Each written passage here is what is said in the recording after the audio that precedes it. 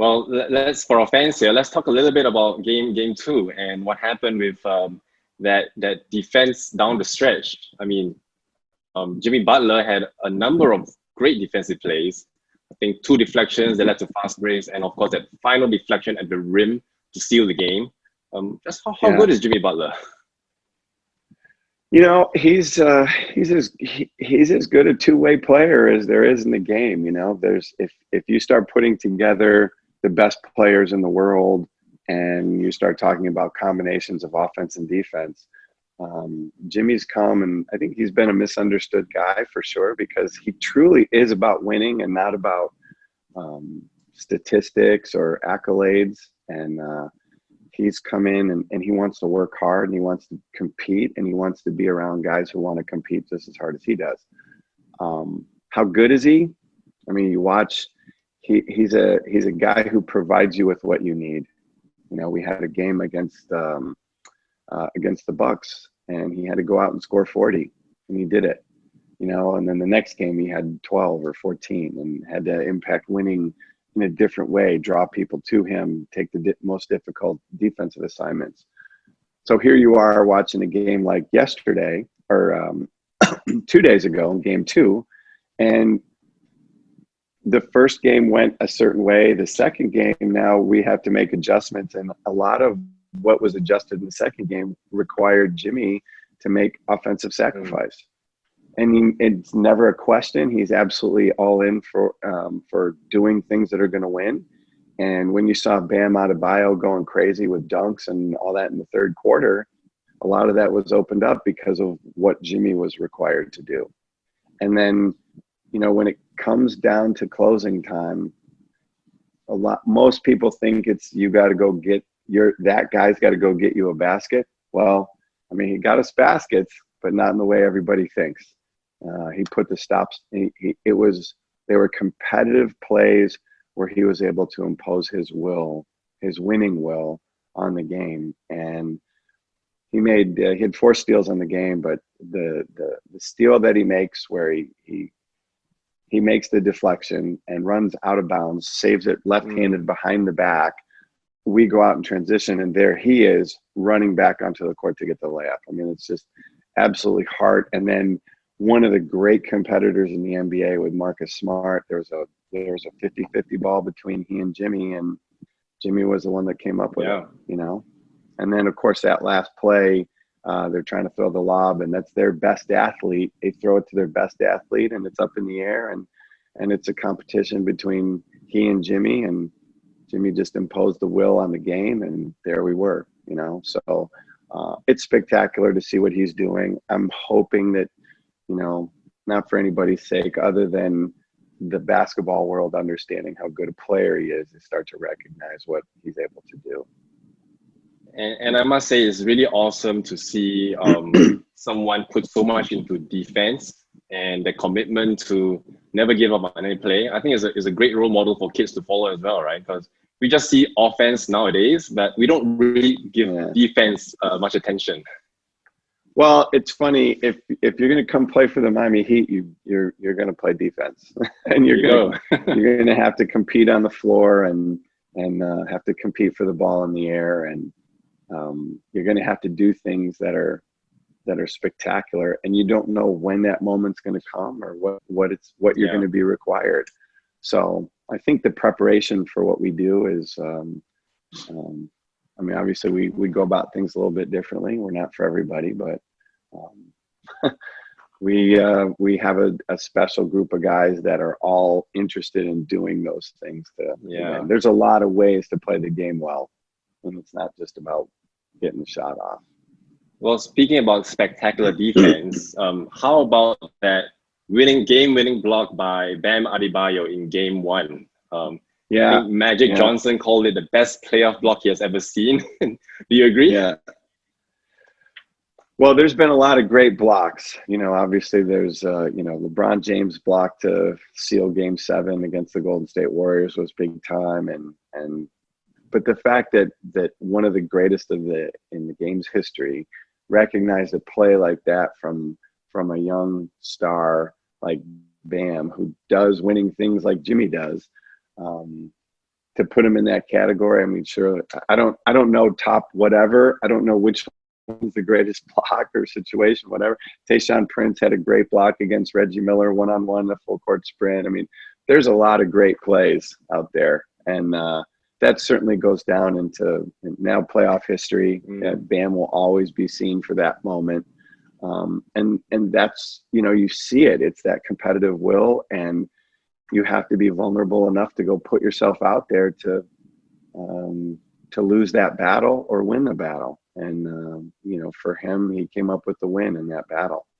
So that was a special play. And it really was he was the last line of defense to cover up for a great play made by Boston. Boston made a really good play.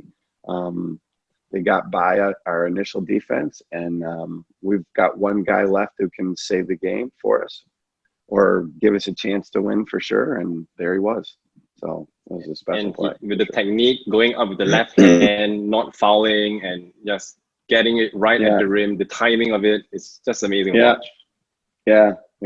It was, like I said, the great thing about it is our fundamentals defensively. If you knew what they were, you'd see it all through that play. Bam just stayed within what he's taught every single day. And it made it a natural play to go up there with the left hand in that particular play. So, well, so we know the defense is good. I want to talk a little bit about the offense and the shooting, right? So you've worked with a number of the players to improve their shooting, and it has shown in the shooting percentage improving over the seasons. Can you tell us a bit about what you do with the players and who are the standout players that have really improved in your mind? Well, I practice with everybody. I work with everybody on our team, obviously. Depending on what each player needs, I'll go there with them. Some guys need to be built. Some guys need to be adjusted. Some players have to have some concepts that they can understand for themselves. I think the interesting thing for us is there are different kind of learners. Some guys are visual. Some guys need to feel things. Some guys need to understand the why. Some guys are scientists. Some guys are mechanics that they work things out. They understand. And other guys are artists. Like you paint a picture for them and you tell them, this is what I need this to look like. And they'll go out there and put their own stamp on it. So, but we have a set of principles that are put in place of our guys. Obviously, what I think that who everyone's fascinated with on our team is Duncan Robinson and Tyler Hero, of course. Yeah. And Kendrick Nunn. I mean, Kendrick's a little bit forgotten because he's had to deal with contracting the virus, missing 4 months, missing most of our training camp, missing our seeding games. So he's trying to find his way, but he was runner-up rookie of the year. So those 3 guys have been really special. Obviously what Duncan has done in terms of his improvement, he was a 28% three-point shooter in the 15 games he played for us last year. In the preseason games, we had a couple of breakthroughs. One of the shots you saw in game 2 where he had it in the corner, it's a drill we do every single day. It's called catch high, keep high. So he happened to catch the ball right here, and it was gone so fast that arguably the best defender in basketball, Marcus Smart, never had a chance to even get there. So, and Tyler's ability to go be creative. So what we do is we try to have everybody have their own way to create their shots. Duncan is a sprint catch and shoot guy. So he can run as fast as he's physically capable and get a ball in his hands and rise up and shoot it. Tyler can run hard. Tyler can put it down on the ground a little bit. Kendrick can create his own. But I think that, what's really interesting is the guys that have improved the most. Obviously, Jimmy's having a good run in the playoffs of shooting a 3 ball. But Jay Crowder came and Andre Iguodala both came late at the trade deadline. And those guys are consummate professionals. Yeah. They both came in and said, okay, coach, what do we need to do? And we implemented some things for them. And Jay has Jay has had a great run since he's been with us. I think it's his highest percentage of his career. And Andre has been making some big shots, and his free throw percentage and 3-point percentage has improved. So, but it's for all of us. I mean, Kelly Olynyk he was the number one 3-point shooter in the NBA after the All-Star break.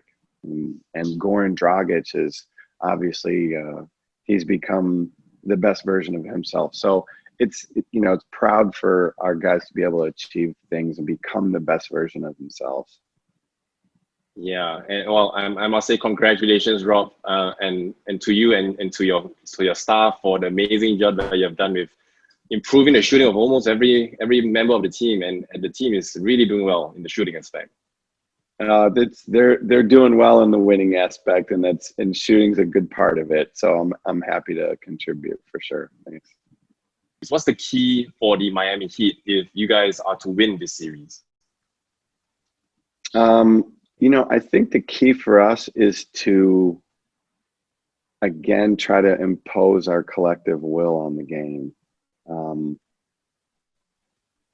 It's interesting, the dynamic when you go into these games, and we've seen it, everybody's seen it in the past in playoffs, how the most desperate team finds a way to get something done. So yeah, we've got to have that sense of urgency to be able to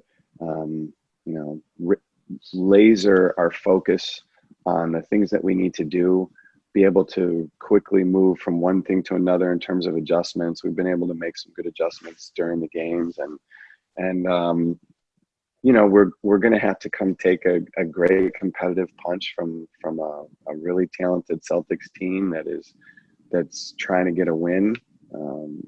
Hopefully we can go out there and make sure that they're not trying to get a win harder than we're trying to get a win. Because the simplicity of it is the way that you win in the playoffs is you just win the next game. It always seems like in the playoffs, the team that wants it more usually is the one that comes out on top. Well, that's certainly a part of it. I mean, you get to these last four teams, and everybody's very talented, and everybody's having great seasons, and there's reasons that everybody's here. And there's reasons that teams have gotten by great teams also to get here. So Boston got by the defending champs, and Denver knocked off the team that people thought was the favorite. We knocked off the team that people thought was the favorite. So, there's reasons people are here, and those reasons become more clear, and you're hoping that we can go out there and play one of our best games to try and get win number 3. It's a big deal. Yeah. Now, final question for you. So usually, in a normal season, games are held home and away, but this being a special NBA bubble, all the teams are in the same location. And I'm guessing the Lakers and the Nuggets, they are probably in the same area as you guys, and you see them around. And how closely are you following that series? Well, first off, basketball guys are basketball guys. We're basketball people. Most of us are basketball fans. We're also looking to see what they're doing, seeing things that we can maybe adjust for ourselves to use, or if there's a play or an action or something like that. So we pay attention. Yeah. Plus we're walking by each other all the time. I mean, our team room is 50 feet from the Denver Nuggets team room, So I've played golf with a couple of the Denver Nuggets earlier in the bubble. I played golf with a bunch of the Raptors earlier in the bubble. Now, when it comes time to play them, we didn't come here to make friends. So when it's time to play them, sorry, we are incommunicado. So, we go through that. Interesting part of this is when you play. It happened to us a couple of weeks ago now. We were playing the Milwaukee Bucks, and it was a big game. We came back. I think it was game 2. We came back and took the game from them for a huge win in game 2. When the games are over, our buses were pulling into the hotel at the same time. So that doesn't ever happen, and you just kind of This is interesting. That must have been weird. It was something that we hadn't experienced before, for sure. So it was unique. But you have to get used to a lot of different things here.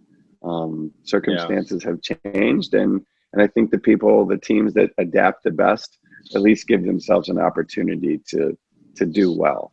So, well, certainly game three will be a big one. Yeah, it will be, and I'm sure many of our fans here will be watching very closely as well. And I must once again congratulate you and Miami for doing so well so far, and also for taking the time out of your busy schedule, I'm sure, to talk to our fans here in Singapore. No, it's a pleasure. As you guys know, I'm a big fan of what you guys are doing. I love the way you guys are growing the game there, and anything I can do to help with that, I'm all in. So appreciate you guys too. Well, I appreciate you, and for everyone who is keen to follow Rob, you can actually follow him at his Instagram at The Shooting Guy, and he's gonna probably share more about the life from the NBA bubble in Orlando from there, right? Yes, there's some fun pictures of things that we've been doing, and so we've got that. We've got our YouTube page with the Shooting Guy, and but I'm really about life experiences, which is why I enjoyed Singapore so much, and going out here trying to experience life as much as we can. There's pictures of wildlife and things that we experience here, and it's a pretty cool place. And I'm enjoying it as much as we can.